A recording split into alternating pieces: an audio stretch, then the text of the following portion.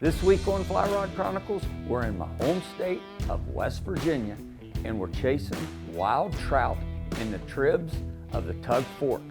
You know, last week we were chasing bass in the Tug Fork. We waited for the weather to get a little colder, and we hooked up with some folks from the DNR, and we took some biologists with us. And I've never been over in this section, but we're in the drainage of Elkhorn, and we're chasing some wild trout. You know, there's a lot of stories about what happened in the past and how these fish got there. Long story short, the fish are there. So stick around. This is a cool show. You're going to love it. Traveling the world, fishing, enjoying the great outdoors.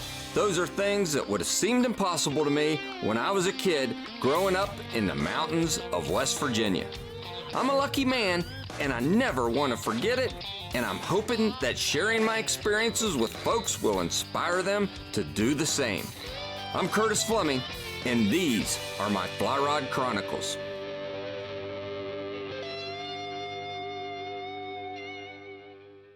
All right, for you folks that like small stream fishing, this show's for you. For you guys that like biology, this show's for you. They put me on the bench on this show. You know what? I gotta say, I had one of the greatest times. I was a spectator. I got to laugh, I got to have a good time, I got to watch some really good fishermen. And I got to learn a lot. I think you guys are gonna learn a lot on this show. And you're gonna see how some of the most beautiful fish live in some really small places. So stick around, this is gonna be really cool.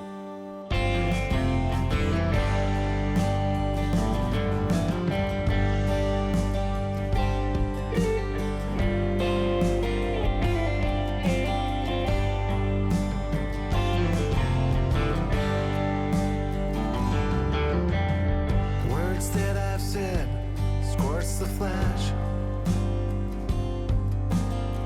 The voice that I raise rattles the bones. As I slam the door, white doves flew away, thinking what's left behind is not for me anymore. Rushing through some dark streets, heading for the highway, while I try to straighten up things with myself. Vows have been taken back then, said I'll stand with you through better and worse.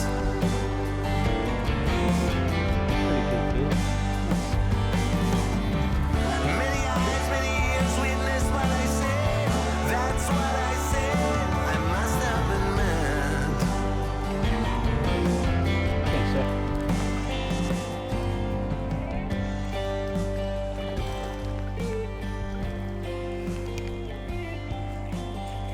On the egg pattern. Oh, correction, on the nymph. My mind carries my feet away, but my heart longs to turn around Thanks, sir. to see your face. I've played this role before. I know how it goes. Stories about a woman and Go! a man. Yes. Oh, go slow, go slow. That's a little bigger fish. All the things that I said while a boat of ice watched the house burn in flames. No water to drown. The heat of the sun that's burning you down.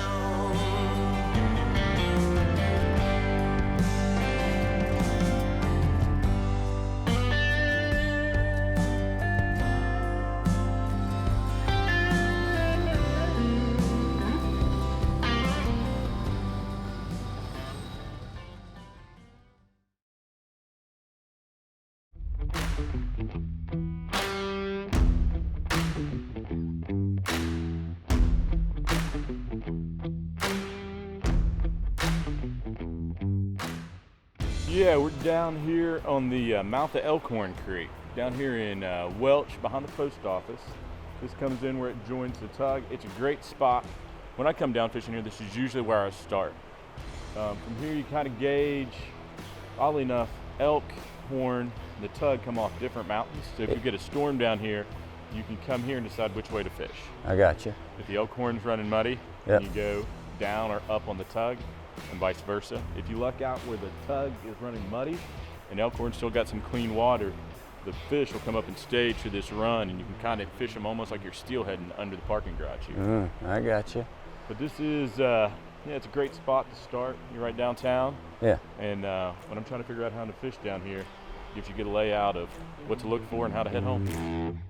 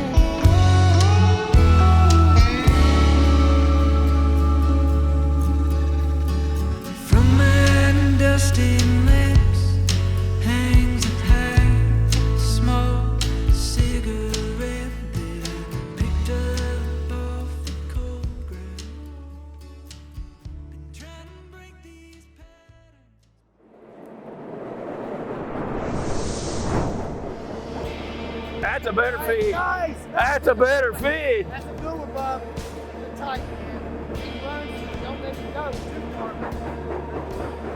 Beautiful front end, Bob. Good spot is solid.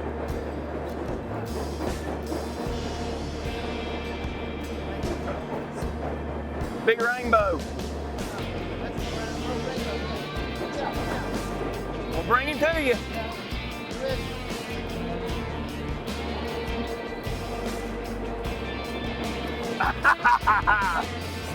Oh, dude. Oh, my God. That's what we're here for. Oh, look at that. Different.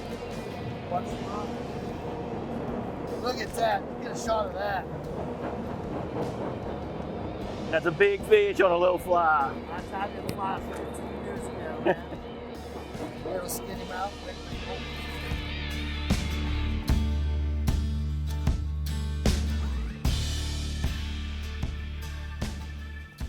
Okay, I'm reading my notes here, and I'm supposed to hype up Roger's catch here. Listen, Roger crushed it. This is his first fish on a fly rod. You know, Roger, he's worked, for the state for forever, and he grew up here. He deserves this. And wow, did he catch a whopper, a wild rainbow trout in small places. I'm excited, but we got to take a break. Come back after this.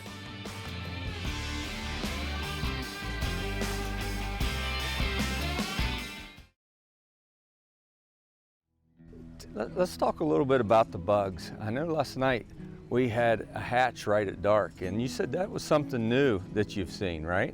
It's something definitely, when I first worked on this creek, it was due to a train wreck down in Vivian. And so we actually came and did the benthic surveys, and we did our control, we did our recovery, just making sure that we could try to be able to document whether or not you did have recovery. And so when I say that what we saw yesterday, I mean, we were catching fish on dry flies. Yeah. It's not like it's something hugely remarkable, but it's something extremely special. Yeah. To be able to watch marsh browns popping off, various caddisflies, which when we do the benthics, it definitely is skewed towards your common net spinners, which are pollution tolerant. They can use the nutrients that are coming from this enriched stream and benefit from it. But like I said, you skew it, and being skewed towards one side isn't the best when it comes to biologic diversity. Sure. And I mean, that's hats off to West Virginia DNR. That's hats off to the folks that do the stream restoration. The hats off to the volunteers, right? People that do cleanup, Yep. right? Yeah. And hats off to the cleanup, the people in the community that's tried to clean up.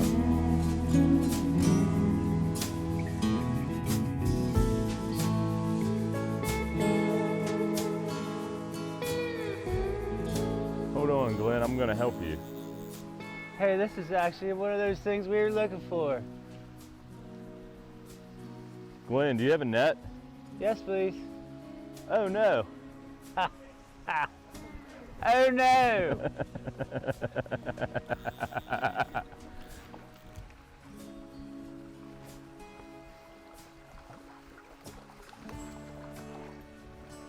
Nice, bro. Thank you, sir. Who knew? Nice done, brother. Nicely done. Hey, I was looking for creek chubs.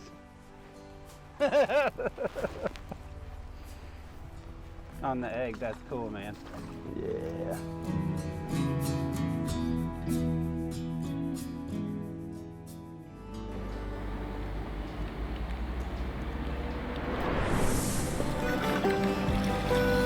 Good job.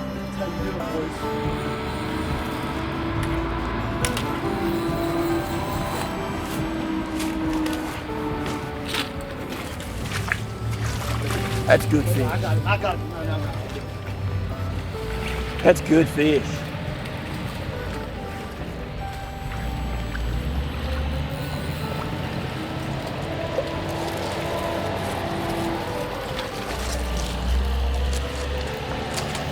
All right.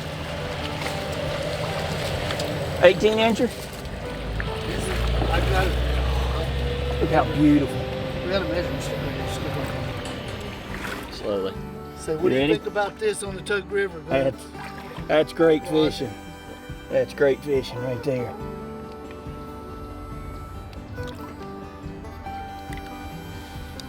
Right back to eat again. Good job, buddy. Team effort. We worked for that one. Team effort, man. Worked for that one. Okay, we're going to take a small break from fishing. One thing about our state in West Virginia, we're really rich in history. Last week's episode, we talked about the Matewan massacre. They couldn't have the trial over in Matewan, so they moved it to McDowell County. That's what we're doing right now. We're talking about the trial that took place, and we happen to be right here where Sid Hatfield was gunned down. So you're going to hear a little more about it. Before this, we were down on the Tug River, and we learned a little bit about the Hatfield and McCoys, and we learned about the Cold Wars. And give me a little bit about what happened here in 1921. Well, actually, what took place here was when Sid Hatfield was charged with the murders of the Baldwin and Phelps massacre in Matewan, they couldn't try him in Mingo County, so they brought him up to McDowell County. And as they were approaching the courthouse on the day of the trial, he was gunned down by assassins right on the courthouse steps right here in 1921, August 1st. Yeah, and I mean, it happened right here. And I mean, you think about all the history with the Hatfield and McCoys, and I mean, you're a descendant of what, the Hatfields? Oh, no. Huh? No, actually, sort of, some of them's married in my family down the road. There we go. So you had to take a side on it. Yeah. You had to take a side. West Virginia side, yeah. That's right. There you go. But no, I mean, you think about that. You think about the history and how that goes back. But I mean, right here, you said, this town, there might have been like 100,000 people back then. And how many people were standing right here you know, when that happened. Even as a young boy, when I was growing up in the area, it was rumored you could still see the bullet holes in the outside of the courthouse. Yeah. And then, you know, again, I've had to become a history buff. You know, I wish I would have listened more in school. I really do. But I love this now. And then the men that shot him, they were acquitted. Yes. You know, I mean, how crazy is that? It was a different time. Yeah, it was.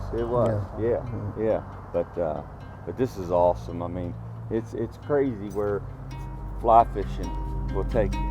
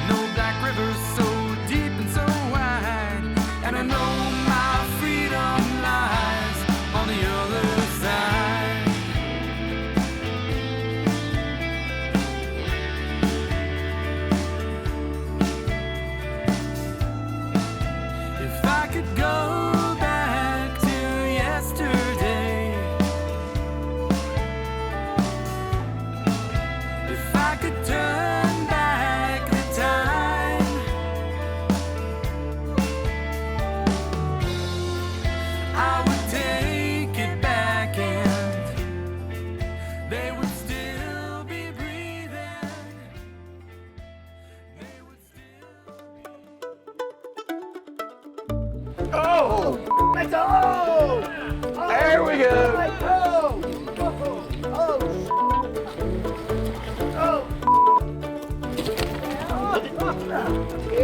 You all right?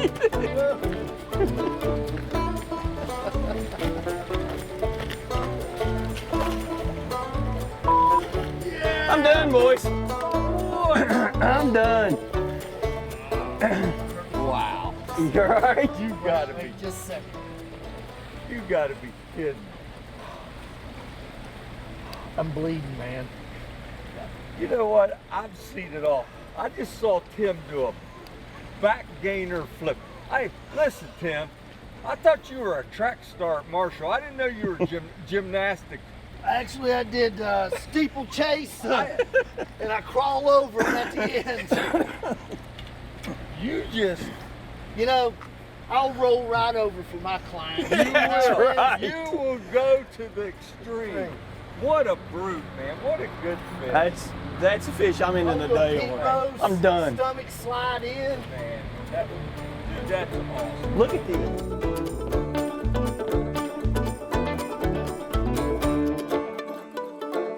Man, thank you guys. This is awesome. Appreciate you guys coming down. This is, I mean, and do I have a job? Did you take it? Because that was a TV fish. You come up.